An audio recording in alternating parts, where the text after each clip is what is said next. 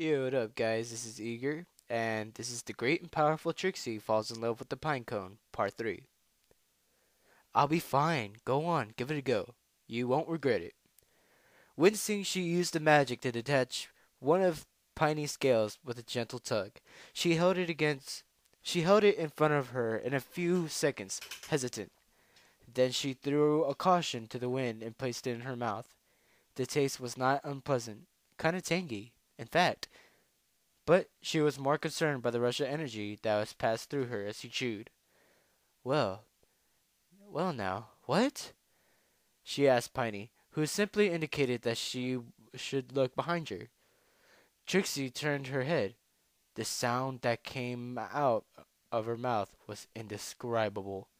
There was there, on her back, was two fully formed Pegasus wings. Trixie gasped, straining her neck to see them both. They were so amazing that they were part of her, that had inadvertently started chasing her tail. She tried flexing them, then unfurled them to their full extent. They worked perfectly. This, this is amazing, she cried. I have wings! I have wings! Oh my goodness, I'm an alicorn now. Is that allowed? Is that even illegal?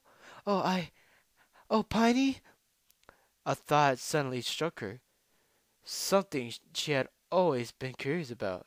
Tentatively, she stretched one of her wings to her mouth and gently nibbled on the tip.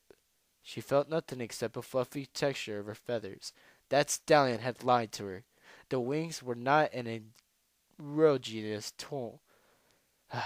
Ero, I can't even say this word. Erogenous zone. Trixie blushed at the memory of their relationship, the thrill of her new wings damped slightly by the knowledge that she had once dated a pervert.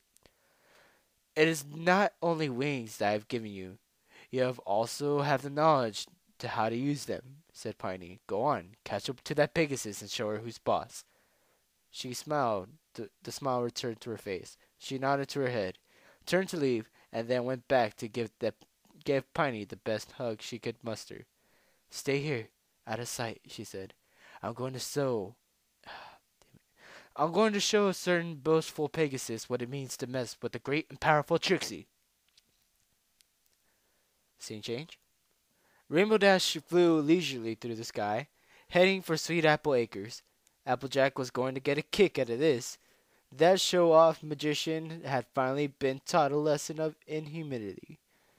She became vaguely aware of another Pegasus flying past, but paid no attention to it, at least not until they twisted around to reveal her identity. Dash stopped immediately, and her jaw dropped as if rendered speechless by the shock.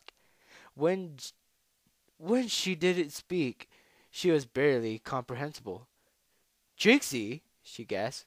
"You? The wings? How the... Huh? Ha! I see that eloquence is not among your list of talents. Yes, your eyes do not deceive you.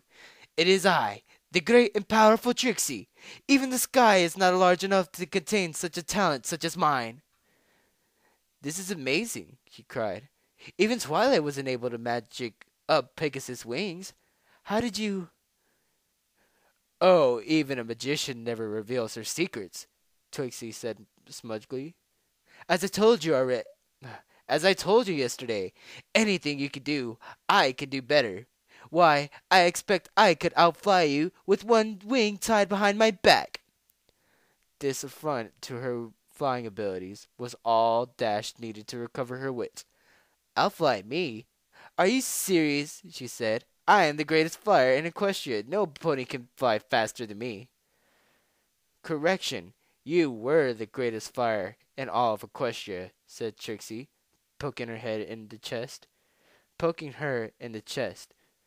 "But don't worry. Every pony gets eclipsed by me eventually." "Oh, yeah? Well, how about you put your money where your mouth is?" Dash pointed to a cloud far in the distance. "First one to reach that cloud wins. On your marks, get set." Trixie was already away before Dash could finish speaking. Her magical wings pumped hard. The rainbow maned Pegasus let out an angry snort and gave chase, but it was surprised to find that Trixie had become a worthy adversary. There was a strong magic within that pine cone. The excuse me. The new wings were on par with those of the Wonderbolts. But the magical mare had not counted on Dash's will to succeed, nor the results such a determination could bring. Narrowing her eyes, she pushed forward with all her might. A cushion of light began to form in front of her hooves, as speed increased dramatically, her body appearing to warp under the pressure as if being placed under, as she went faster, faster, until the point where she overtook Trixie, and unleashed the sonic rainboom. The alicorn did not have time to brace herself before the colorful wave of light hit her. She was she was buffeted by the turbulence and felt herself starting to fall. She tried to flap her wings to right herself, but nothing happened. The wings rushed past her and a panic rose in her gullet. She looked back and shrieked in horror as she realized her wings had gone. Whatever power there was in the rainbow, whatever power there was in the rainbow, had neutralized Piney's magic. Ah! Save Trixie!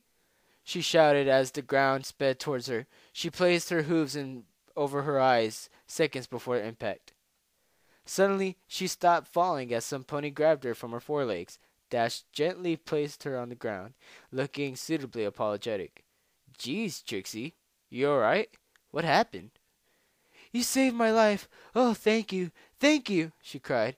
And then she regained her composure and turned away from her rescuer, raising her head high. Of course, Trixie would have needed saving if it had been for your carelessness. I'm sorry, Trixie. I didn't know that it was going to happen, said Dash. I'm just glad you're all right. That could have been very nasty. Humph. She closed her eyes and held her head even higher, to the point where she was facing directly upwards. You still got some amazing skill, though. I mean, no pony in Ponyville could come close to beating me in a race before. That was that was radical, said Dash. It would have been awesome, but I have to dock you a point for your wings disappearing. Trixie lowered her head, smiling a little bit of appreciation. Trixie accepts your apology, she said, but I demand a rematch at a later date, and next time, no cheating. Hey, I didn't. She cut herself off. All right, you got yourself a deal. It's always good to have a new pony to fly with. Rainbow Dash! Cried a voice. Mare was walking over, and look on her face indicated that she was not best impressed by the Pegasus' recent showboating. What have I told you about performing tricks over Ponyville? I've warned you several times now that it's dangerous. Uh-oh, she said. The mare can be hard to reason with when she goes off into a full rant mode. I'm used to it. You better get out of here. I'll race you again later, okay? Trixie was all too happy to get out of trouble. With a hasty farewell, she left Dash to face the music and trotted over the alley to Piney had been hiding. Are you all right? Are you all right? It asked. I sensed it happened. The Pegasus could have killed you. I'm all right, she replied, then gave a little pinecone an attempt hug. Don't worry, Piney. I'm better than all right. That was the most exhilarating experience of my life, and I owe it all to you. You'll get the chance to do it again. I'll see to that. This is the only start of what I have to show you. She hesitated. Would I have to eat another part of you? Can you regenerate? Piney didn't respond straight away, and that was all the answer she needed. No, she said. No, I'm not doing it again. Not if it means hurting you. You do not have to worry about that, it replied. Then it felt itself being lifted up into the air. What are you doing? You did something nice for me. So now I'm going to do something for you. Something to show how much I respect you, she said, filling the sapphire clasp of her cloak. With a little effort, she pulled the gem free and packed it away in her purse. She donned her stage outfit and balanced Piney in the space that had been left within clasp. Then cast a spell to keep it in place. There, she said. Now you're in front and center, and every pony can see you. More precious to me than any gem. Piney was speechless for a moment. That's that's then very kind. No, nobody's ever been able to do like something like this for me before. Just a small token of our friendship, said Trixie. Thank you, the pinecone said. Now I want to do something for you. If you don't mind me saying, you appear to be a bit of a loner. I'm just wondering here. Is there something missing from your life? Is there something missing from your life? Something that perhaps I could give you? Reveal to me your heart's desire, and perhaps I can help you achieve it. Trixie frowned. Where are you getting at? I want for nothing.